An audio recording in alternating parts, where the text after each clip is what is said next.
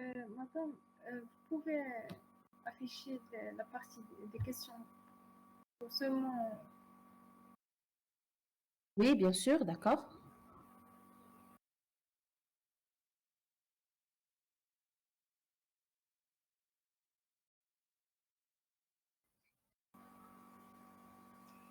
Donc, les dernières séances, on a parlé de la digitalisation. Comment elle impacte la communication entre les individus. On a dit que la digitalisation, elle a permis de éloigner les individus qui sont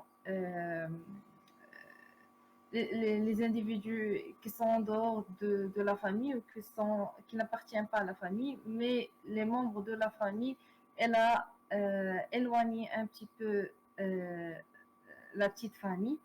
On a parlé aussi que les émotions qui sont face à face ou quand se sent face à face, ils sont pas euh, et sont par la digitalisation. L'utilisation de la digitalisation, elle permet de rapprocher les individus, mais pour les sentiments, elle n'a pas pu vraiment remplacer les sentiments qu'on sent réellement face à face. Pour les réseaux sociaux, la communication, euh, elle n'a pas pu elle n'a pas pu euh, comment dire, à conserver la communication entre les individus parce que les messages qu'on envoie entre les individus, ils ont des fois créé des malentendus et en même temps, à la place de appeler une personne et féliciter, on envoie juste des messages ou des fois des emojis et maintenant, on voit que la dernière génération, elle envoie seulement des reels à la place de communiquer. Donc, elle a euh,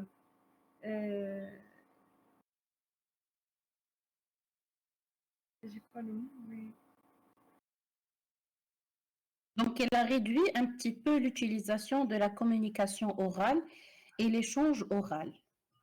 Donc, tout est devenu un petit peu superficiel. Voilà. Donc, vous pouvez continuer, mademoiselle Asma. oui, pour l'abondance de l'information.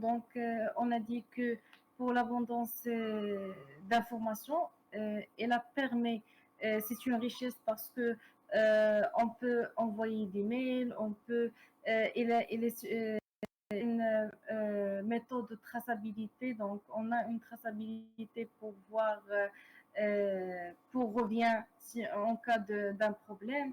Mais des fois, elle fait un dérangement où il devient ennuyeux. Si on a sous la pression, si on a beaucoup de travail, et crée un type de stress. Elle est une richesse, mais en même temps, c'est un obstacle. Euh,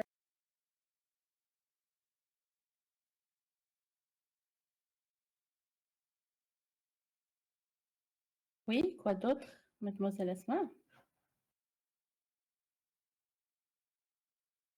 On vous écoute, allez-y.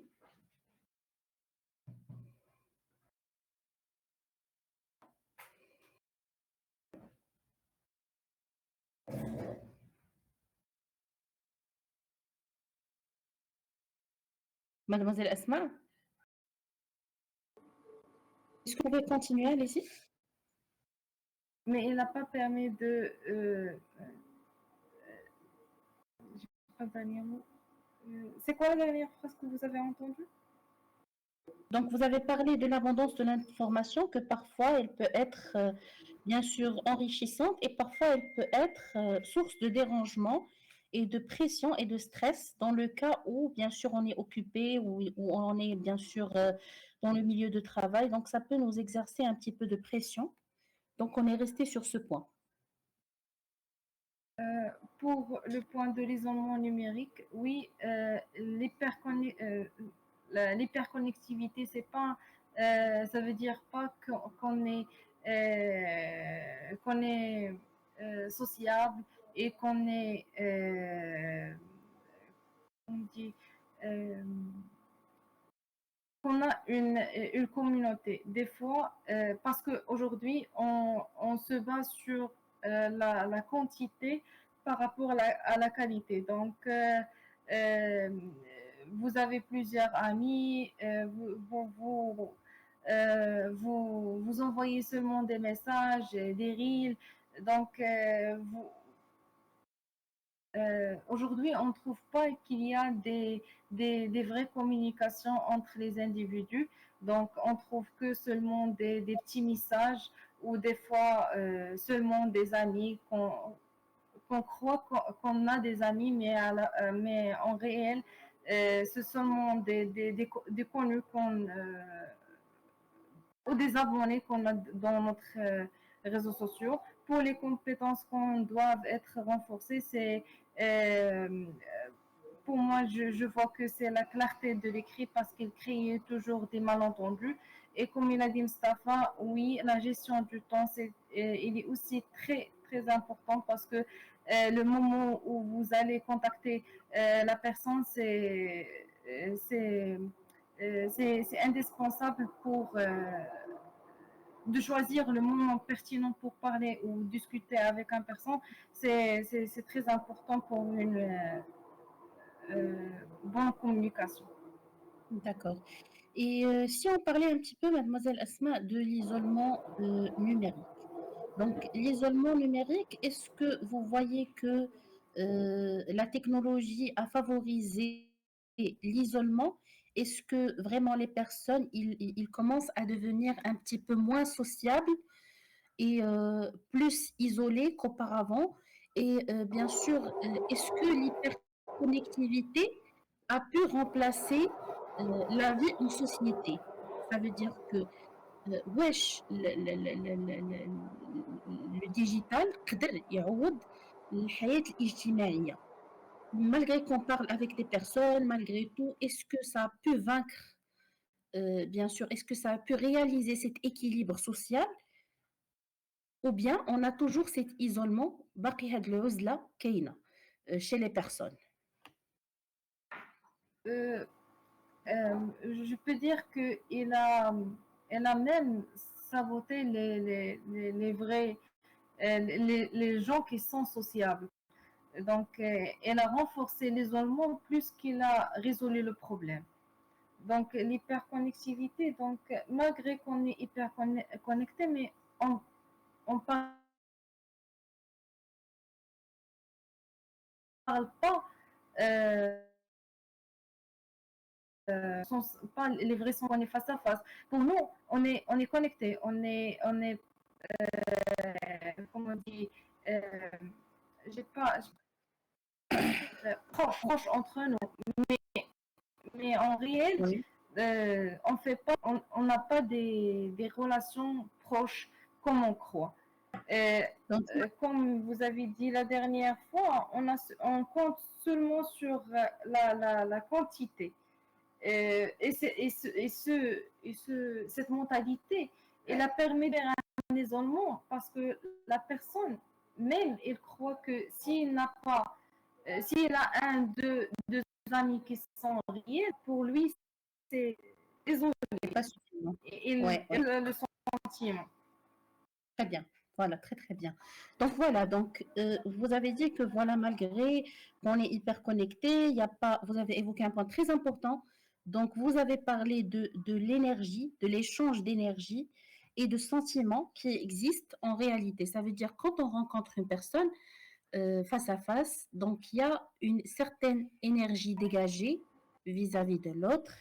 Il y a des sentiments partagés, il y a aussi de la proximité Donc, tout cela ne peut pas être remplacé par le digital.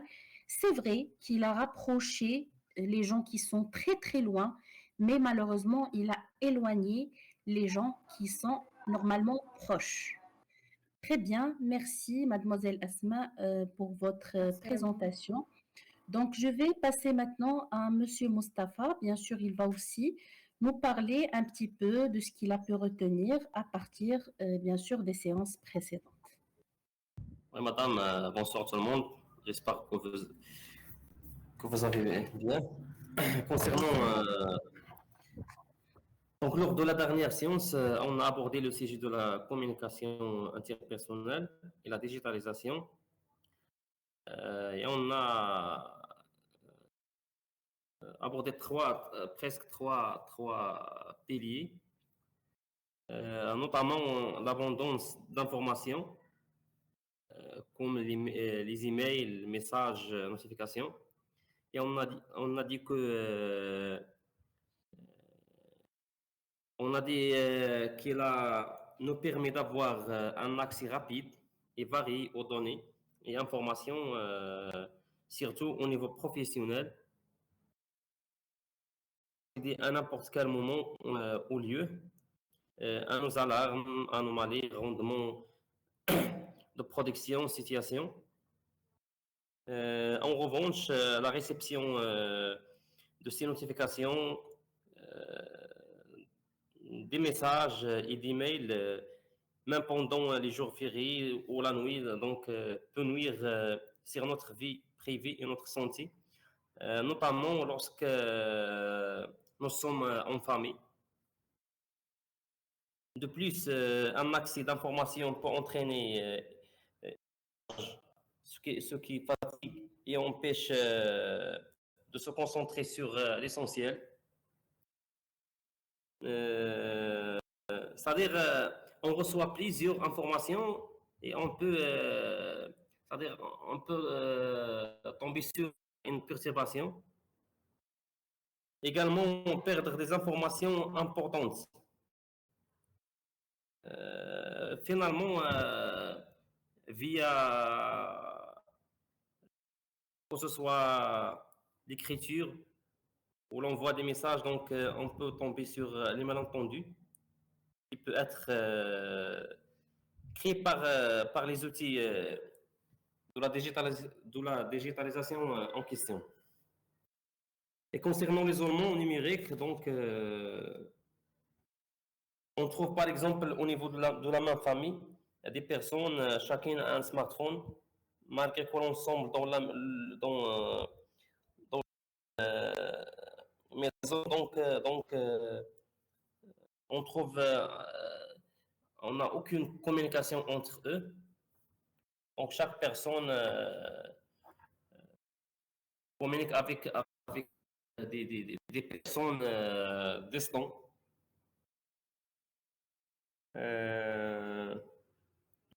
Ou des personnes généralement virtuelles, ce qui augmente la distance émotionnelle malgré la proximité numérique. Et aussi, la conversation en ligne ne transmet pas les émotions, et cette conversation devient superficielle au détriment des relations physiques. Donc, ce sont des conversations sans chaleur. Euh,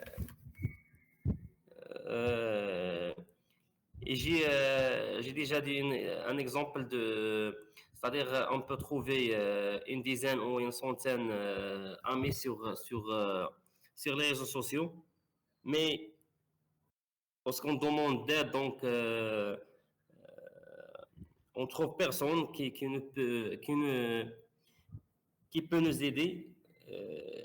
Donc les relations sont devenues basées sur des messages au détriment des contacts physiques. Et le dernier pilier, donc,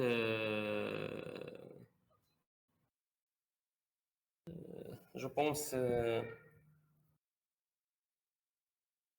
les compétences qu'on doit pour qu'on doit, c'est-à-dire acquis pour